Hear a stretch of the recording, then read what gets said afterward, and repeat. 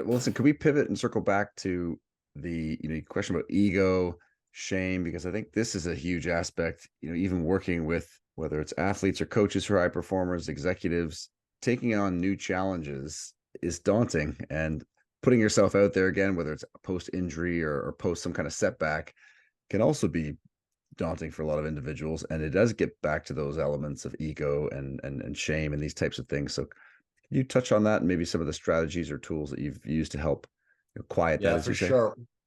One, and I think this is the most important, figure out who you are and how you like to learn and don't deviate. Let me give you an example. Your personality has a huge impact on how you like to learn. And it changes slowly. I mean, yes, these are not hardwired traits at childbirth. We have more flexibility and personality than we thought.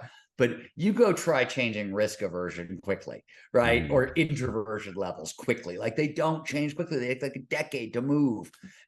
And I'm an introvert, really serious introvert. And I don't mind being bad at stuff. I can laugh at myself. I can fall down and get back up, but I hate being bad in public. I don't like embarrassment. I don't like shame. So this was one of the challenges, by the way, for learning to park ski. Terrain parks get built under chairlifts. It's the Yes. worst possible place for me to Big learn. audience. What we started to do, me and my ski partner, is we would go into the wild, build natural terrain parks at the edge of ski resorts where nobody could see us in the woods, basically, and learn there. So first, figure out how you like to learn and don't deviate. You're not going to learn in other environments. And this means, let me give you an example just out of my own life in skiing. I have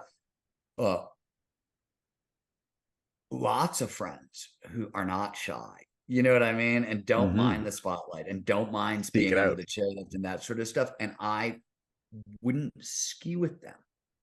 Like I just stopped skiing with them. I was like, no, I'm on a quest. I'm here to learn something. I'm working. And I can't, like, as fun as it is to hang out with my friends, this is not what I'm doing today. And I can't do it your way. I'm not going to learn well in a big crowd.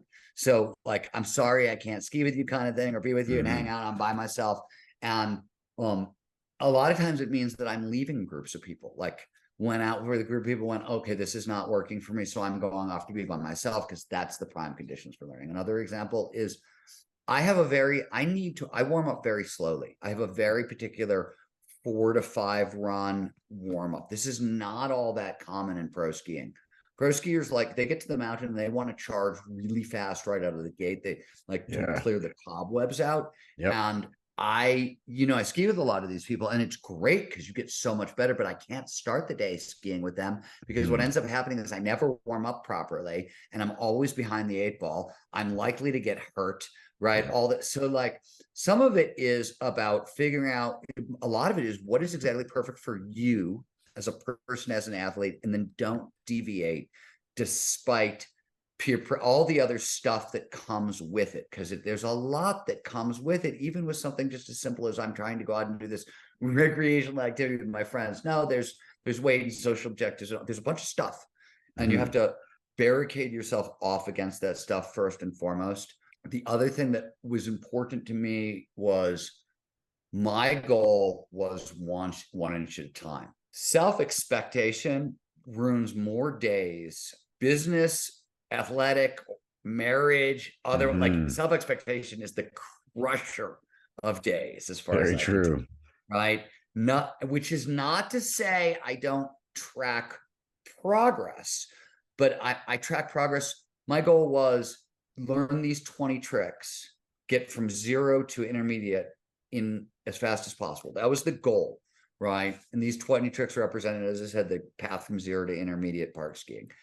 And everything else sort of, like it didn't matter. That was the focus. And but some days there was no, like I like maybe I'd go off and ski a big line, but I just, like, the terrain park wasn't in me. And if you try to force it on an individual day by day basis, you go to the hospital. That's how you get hurt, right? Yeah. So my goal was, I want to go to the ski hill. I want to advance the cause by 1 inch, right? I just have to learn one tiny thing.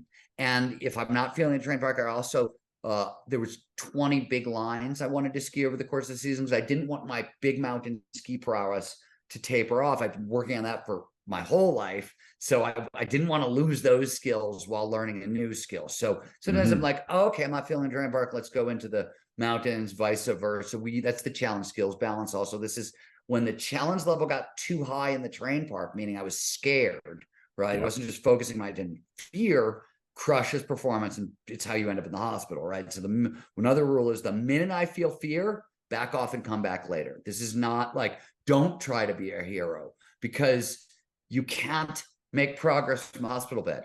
This I know, right? Like you just can't do it. Don't do it. Live to fight another day, 1 inch at a time, all that stuff. And for me, and I think for most people who are serious about their craft, that's the big thing, is going slow, is holding yourself back and getting rid of the self-expectation and giving yourself sort of more flexible and different measuring sticks. Right. My measuring sticks for the season were literally, it was lap count.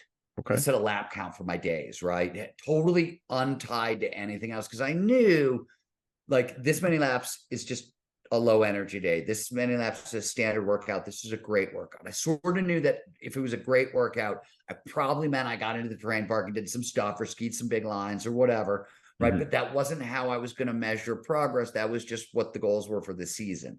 The day was a metric that was unattached to outcome, but close enough related that one might produce the other. Does that make any sense?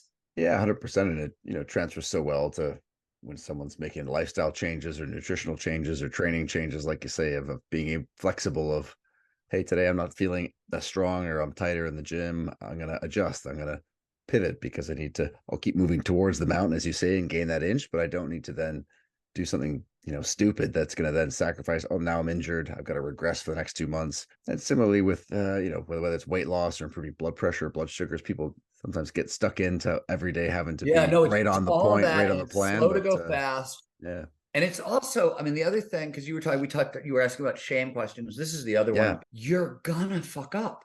Like there are gonna be days where it literally does not work and you backslide.